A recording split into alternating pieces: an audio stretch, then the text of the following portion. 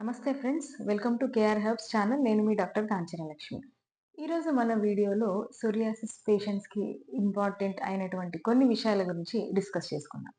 Psoriasis అనగానే చాలా మందికి తెలిసినట్టుగా ఇది వ్యాధి నిరోధక శక్తిలో వచ్చేటువంటి కొన్ని రకాల మార్పుల వల్ల అంటే ఇమ్యూన్ సిస్టమ్‌లోని డిస్టర్బెన్సెస్ వల్ల ఈ సోరియాసిస్ అనేది ఉద్భవం అనేది జరుగుతూ ఉంటుంది. సో, ఎప్పుడైతే ఈ సోరియాసిస్ వస్తూ ఉంటుందో మన వ్యాధి నిరోధక శక్తి మన శరీరంలో ఉండేటువంటి సొంత కణాలని శత్రు కణాల్లాగా భావించి వాటిని నాశనం చేయడంలో అది ఎక్కువగా ఉత్తేజపూరితంగా ఉంటుంది.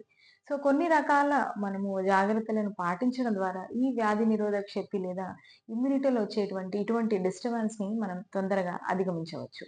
అందుట్లో మొదటిగా చూసుకున్నట్టయితే మనం హైడ్రేటెడ్‌గా ఉండడం. అంటే సరి అయినటువంటి వాటర్‌ని తీసుకోవడం ద్వారా మనం హైడ్రేటెడ్‌గా ఉండడం ద్వారా ఈ యొక్క పిత్త దోషాన్ని కంట్రోల్ చేయడం ద్వారా గూడా ఈ యొక్క ఇమ్యూనిటీ బ్యాలెన్స్ అనేది మనం తెచ్చుకోవచ్చు.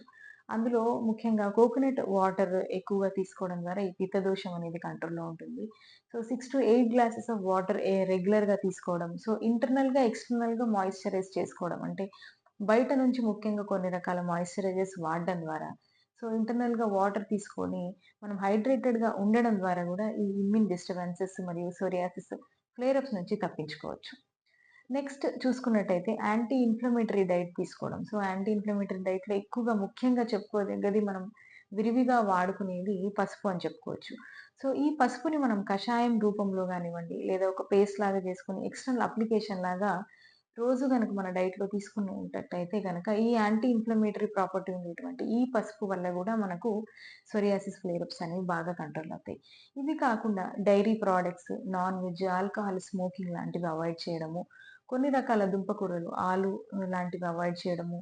సో, బంగాళాదుంపలే కాకుండా ఈ వంకాయ లాంటివి అవాయిడ్ చేయడం. ఇవన్నీ అవాయిడ్ చేస్తూ ఉంటే గనక మనకు ఇదంతా కూడా యాంటీ ఇన్‌ఫ్లమేటరీ డైట్ కింద వస్తుంది కాబట్టి, వీటిని అవాయిడ్ చేయడం ద్వారా గూడా మనం ఫ్లేర్ అప్స్ అనేవి బాగా తగ్గించిన వాళ్ళమవుతాం.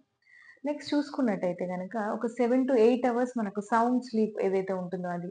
సో, మంచి నిద్ర వల్ల గూడా ఈ రిథమిక్ స్లీప్ వల్ల గూడా మనకు ఈ యొక్క వ్యాధి నిరోధక శక్తి అనేది గూడా బాగా మనకు డెవలప్ అయిపోయి ఈ యొక్క సోరియాసిస్ రాకుండా ఉండడానికి, ఫ్లేర్ అప్స్ రాకుండా ఉండడానికి మనకి ఎక్కువగా హెల్ప్ అవుతూ ఉంటుంది. సో, వర్కౌట్ చేయడం అంటే ఫిజికల్లీ మనం యాక్టివ్‌గా ఉండడం, స్ట్రెస్‌ని వీలైనంత వరకు కంట్రోల్ చేసుకోవడానికి ఎవ్రీడే యోగా లాంటివి లేదన్నా ఏదైనా ఎక్సర్‌సైజెస్ లాంటివి డైలీ 1 అవర్ టైం పెట్టుకొని చేసుకోవడం ద్వారా కూడా మనం ఈ ఫ్లేర్ అప్స్‌ని కంట్రోల్ చేయొచ్చు. ఈ ఫిజికల్ అండ్ మెంటల్ స్ట్రెస్‌ని గూడా మనం కంట్రోల్ చేసిన వాళ్ళం అవుతాం. మరొకటి చూసుకున్నట్టయితే గనక ఎక్కువగా ఈ ఇమ్యూన్ బూస్టింగ్ ఉండేటువంటి కొన్ని రకాల హెర్బ్స్‌ని రెగ్యులర్‌గా తీసుకోవడం like neem and giloy. Giloy అనగానే తిప్పతీగ అని మీ అందరికీ తెలుసు.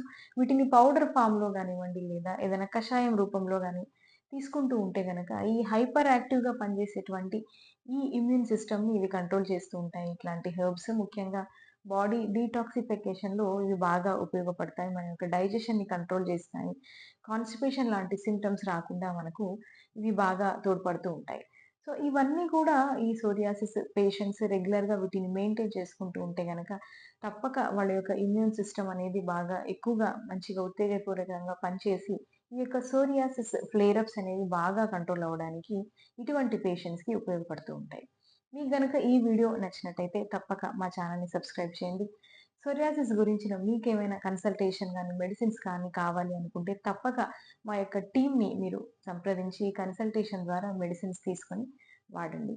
మీకు గనక సోరియాసిస్ గురించి ఎటువంటి డౌట్ ఉన్నా, కామెంట్స్ ఉన్నా మమ్మల్ని అప్రోచ్ అవ్వండి. లేదంటే కామెంట్ బాక్స్‌లో కామెంట్ చేయండి. Thank you.